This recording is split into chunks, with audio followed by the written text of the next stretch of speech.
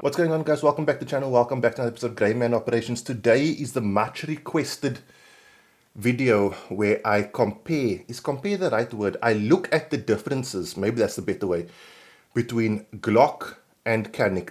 The guns we're going to use for this video is a Glock 19 MOS Gen 4 or Gen 5 and the Canik Meta SF series. The reason we're going for MOS is because every single Canik comes out with an optic cut, and to make it fair, we need to go for an optic cut Glock, a factory optic cut Glock. Guys, both these firearms are empty and safe. I will be chambering around in this video to show you something. So don't freak out, they are empty and safe. There are live rounds in the vicinity because I'm filming this video at 10:15 on a Saturday night. And I don't get to pick the time and place, I only get to pick how ready I am for it. I'm going to try to be as objective as I can. Right? But some subjectivity is going to come into this.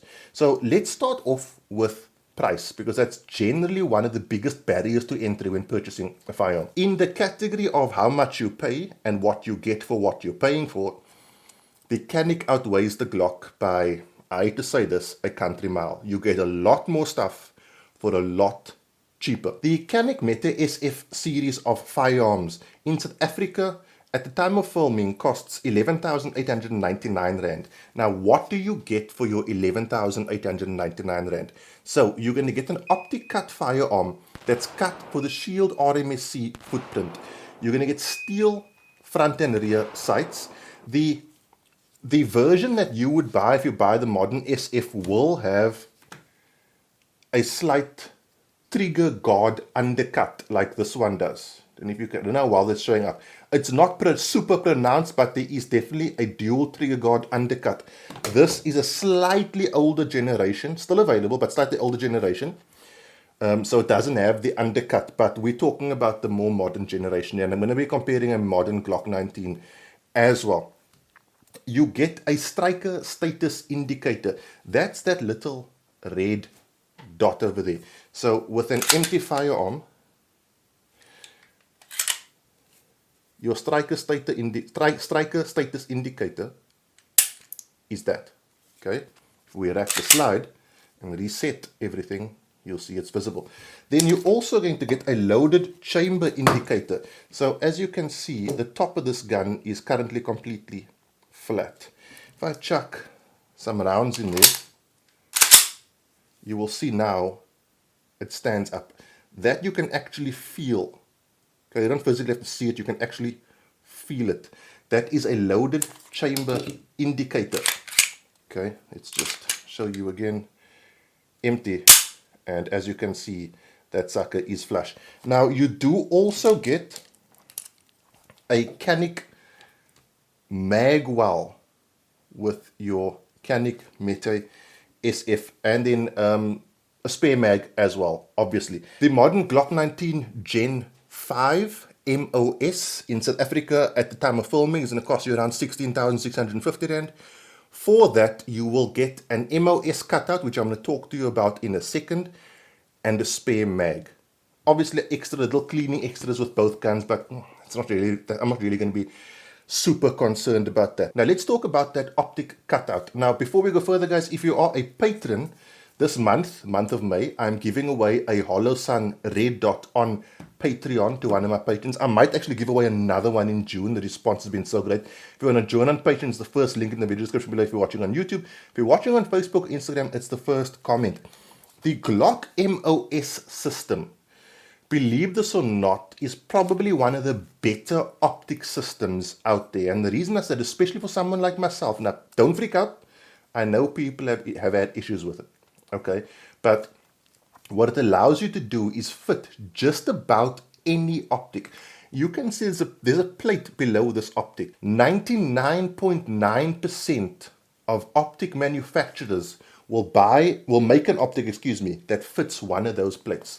Therefore, if you buy a Glock MOS platform, you can be sure that you're going to be able to run pretty much any kind of optic, which is really cool, especially for gear reviewers like myself who review different kinds of optics like the Siley Wolf X Pro. The review is out. Give it about 2 more weeks. I just have to put some more rounds through it and do some more testing. It's a nice optic. I'm actually quite enjoying it. Whereas the Canik is milled for the Shield RMSC footprint. Now you can, for example, get an aftermarket plate. Okay, this is technically also milled for the Shield RMSC footprint. You can get the aftermarket plate and then you can start fitting pretty much anything. So it is available, but we're not talking about that. We're talking about base platform. Let's move down to triggers. I can say with a fair degree of certainty, firearms empty and safe, that the standard Canik trigger, this is the standard Canik trigger in my SFS, is, in my personal opinion, this is the area of subjectivity, far superior to the standard Glock trigger. You do get aftermarket triggers for the Glock, but just like we said about the Canik with regards to aftermarket optic plates, we're not including it. We're talking about standard stuff. The standard Canik trigger versus standard Glock trigger, in my personal opinion, it's not comparable. The two are in totally different stratospheres. Now, on triggers and replacement parts, this is a two-part concept here. One, you are definitely going to find more replacement parts for your Glock, more non-Glock branded aftermarket parts. This trigger is a non-Glock branded trigger. This mag release is a non-Glock part. This magwell is a Magpul GL enhanced magwell. This is actually a real Glock mag, but this is a TR1 upgrade mag extension. You can get Magpul mags for your Glock as well. You're going to find a lot more aftermarket parts for Glock, so you're going to have a lot more aftermarket customization options. So it kind of wins in that regard. However, what I like about Canik is this is an entire, except for the flashlight, the weapon light, this is an entirely standard Canik build. Okay, the trigger is made by Canik for Canik. The optic is made by Canik for Canik. The mag extension is made by Canik for Canik. The extended mag release is made by Canik for Canik. The magwell is made by Canik for Canik. That means you have a degree of reliability and confidence that the part you're buying is specifically designed for the firearm you are buying. Now, in the area of extreme subjectivity, we're going to be talking about ergonomics. In my personal opinion, and remember, this is the personal opinion of myself. It is not written in stone. It's not law. Okay, the ergonomics of Caniks are far superior to the ergonomics of Glocks. That's why we have Glock trigger guard undercuts, and we do stippling jobs, and we cut out the finger grooves and things like that. Glock almost has this globally accepted concept that to run a Glock, you sort of have to point it like almost like over-exaggerate the downward angle of your presentation to get everything to line up. Okay. The Caniks for me have a much more natural point of aim. When I press my Canik out, the dot is in the center of the window every single time. Now that could be because I've run Glock so often that I've become like really good at presenting. But with whichever Canik I'm running, by the way, look at this Canik. This was Michelle. Michelle ran a course today with gunlicense.co. The video's out next week. This thing is filthy. This Canik ran today in the mud. This little Canik MC9, man, it's a nice little gun. I really like it. That video's out next week. With Caniks, I just tend to, boom, dots there. It's easy. It's like it just fits. It's there. My natural body mechanics works really well with the Canik. And so for me personally, and this is the realm of personalness, I prefer the ergonomics of the Canik. Then one more thing, all Caniks mags are steel, which is nice, as opposed to the plasticky polymer Glock mag. But I'm going to take a full Canik mag. Okay. I want you to have a look at this. That mag is now seated. I don't have to overpress it. I don't have to smash this thing. Obviously, when I do my reloads, I'm going to smash that sucker in there. It's not just on my SFX. That mag is now seated. We all know the Glock tap, where you have to give it you have to like slap that sucker home, and we've all been on courses where people don't do that. That's just a little personal thing I like about Canik. Full or empty mags, their mags seat with a very tactile, audible. You know, whenever you are reseating a mag, whether it be in the morning or whatever the case would be, I don't know why you would in the morning, but I'm just saying.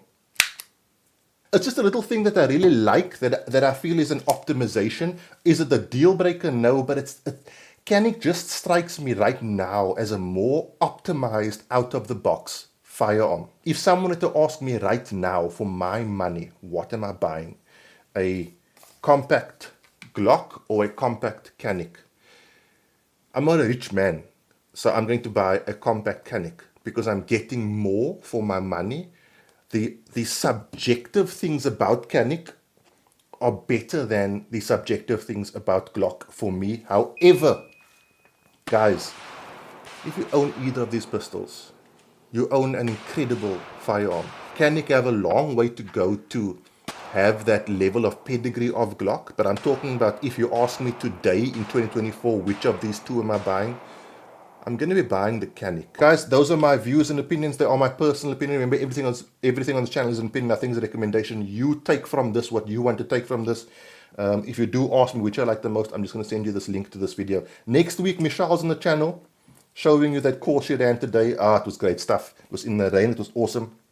And then I'll see you guys in the week again. Don't forget to join on Patreon if you want a chance to win this Hollow Sun Red Dot. That's it, guys. Have a good week. Be safe. Train hard. Cheers. God bless.